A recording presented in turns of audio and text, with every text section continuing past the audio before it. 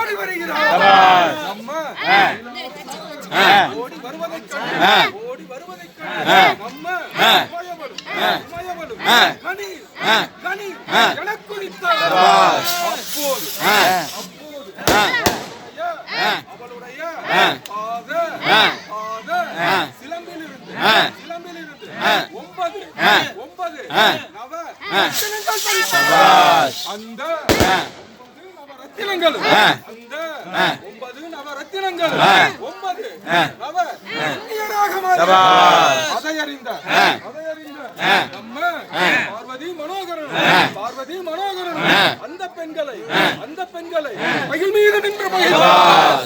அதை அறிந்த நம்ம கைலாசநாதரும் அந்த பெண்களின் வயிற்றில் குழந்தை பிறவாமல் இருக்க சொன்னார். அது சமயம் நம்ம உமையவளும் அந்த பெண்களின் வயிற்றில் குழந்தை பிறவாமல்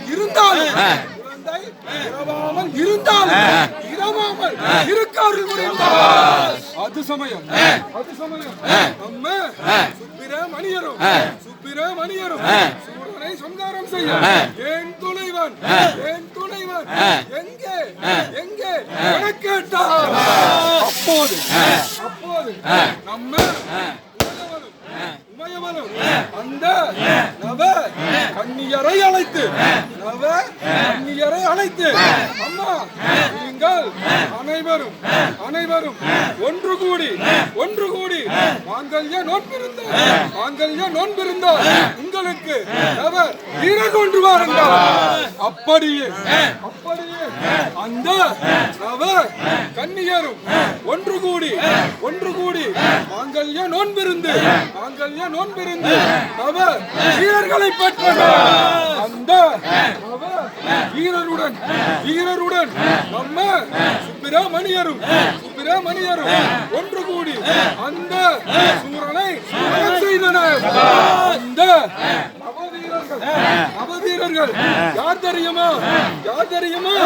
இங்கே அம்மனையும் அந்த குமரனையும் புகழ் பாடும் இந்த வீர செங்குண்டனும் அம்மன் புகழ் பாடி முத்துக்குமாரரை தேர்வுதிகளாக வரும் இந்த வீர செங்குண்டனும்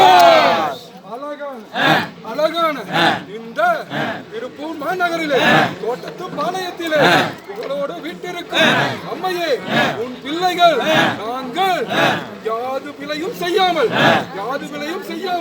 எங்களை காத்திரட்சிப்பாயம்.